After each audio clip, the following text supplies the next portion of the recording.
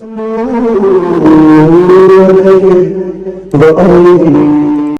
علیکم ورحمۃ اللہ وبرکاتہ۔ خیر مقدم ہے آپ کا فدا نامی میں۔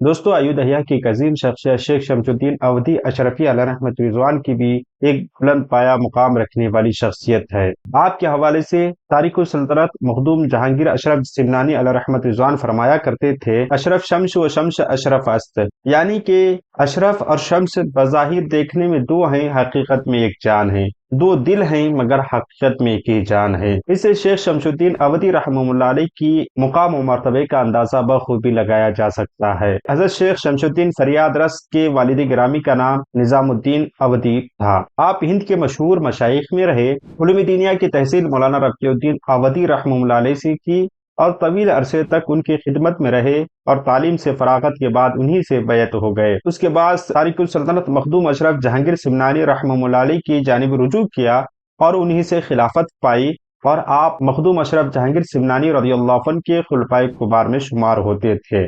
لطائف اشرفی میں یہ تفصیل بدرج ہے کہ مخدوم سمنانی علیہ رحمۃ رضوان پہلی مرتبہ کچوچا تشریف لائے تو اپنے احباب و اصحاب سے فرمایا کرتے تھے کہ اجود احیا سے مجھے دوست کی خوشبو آ رہی ہے۔ کچھ عرصے کے بعد آپ اجود احیا کے لیے روانہ ہوئے اور وہاں پہنچ کر حسب عادت ایک مسجد میں قیام پذیر ہوئے۔ حضرت مخدوم اشرف جہانگیر سمنانی رضی اللہ عنہ کی آمد کی خبر پا کر شہر کے علماء و صوفیاء آپ سے ملاقات کے لیے تشریف لائے۔ ان حاضرین میں سے شمس الدین نامی ایک نوجوان بھی تھا جو علوم دینیا کی تکمیل کر چکا تھا اور اب کسی شیخ کے قابل کی ضرورت محسوس کر رہا تھا۔ مخدوم سمنانی رحمہ اللہ علیہ نے اس جوان کو دیکھتے ہی فرمایا، شمس الدین، تمہاری تلاش میں میں یہاں آیا ہوں۔ الحاصل انہیں بیعت کر کے اوراد و وظائف کی تلقین کی اور خلوت میں بیٹھنے کا حکم فرمایا۔ شیخ شمس الدین اودھی رحمہ اللہ علیہ نے اپنے مرشد کی ہدایت کے مطابق عمل کیا اور اپنے خداداد صلاحیتوں اور شیخ کی توجہ خاص سے سلوک کے اعلیٰ مراحل اور منازل طے کیے۔ اس کے بعد مخدوم اشرف جہانگیر سمنانی رحمہ اللہ علیہ نے اپنی خلافت سے شیخ شمس الدین اودھی رحمہ اللہ علیہ کو سرفراز فرمایا۔ اس عرصے میں مخدوم اشرف جہانگیر سمنانی رضی اللہ عنہ اجود احیا ہی میں مقیم رہے۔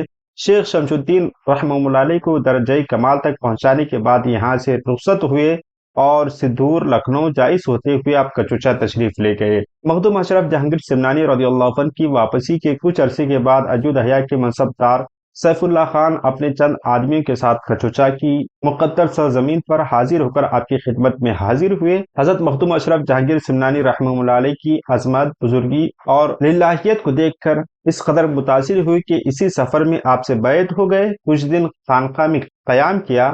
جب واپس ہونے لگے تو شیخ سے درخواست کی ایو دہیا والوں کی اصلاح کے لیے آپ کی دعوت و تبلیغ کا ایک مرکز ایو دہیا میں بھی ہونا چاہیے۔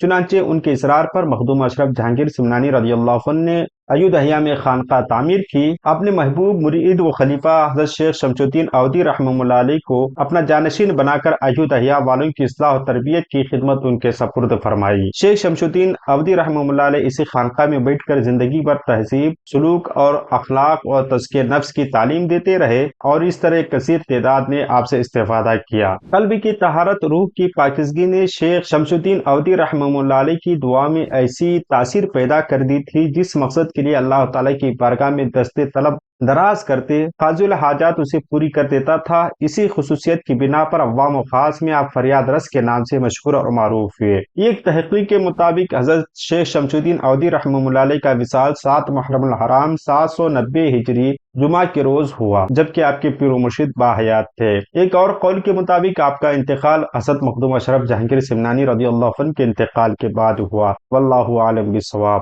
آپ کا مزار مبارک اجود احیا میں ستیا ساگر کے قرب و جوار میں واقع ہے۔ شیخ شمس الدین اودھی رحمہ اللہ علیہ نے اپنے پیچھے ہزاروں لاکھوں مریدین اور معتقدین کے ساتھ ساتھ اپنے 3 صاحبزادے شیخ بدیع الدین، شیخ جہانگیر اور شیخ احمد کو اپنے پیچھے یادگار چھوڑا۔ ہماری دعا ہے کہ رب قدیر آپ کے قبر انور میں رحمت انور کی بارشیں نازل فرمائیں۔ ملتے ہیں اگلی ویڈیو میں۔ السلام علیکم۔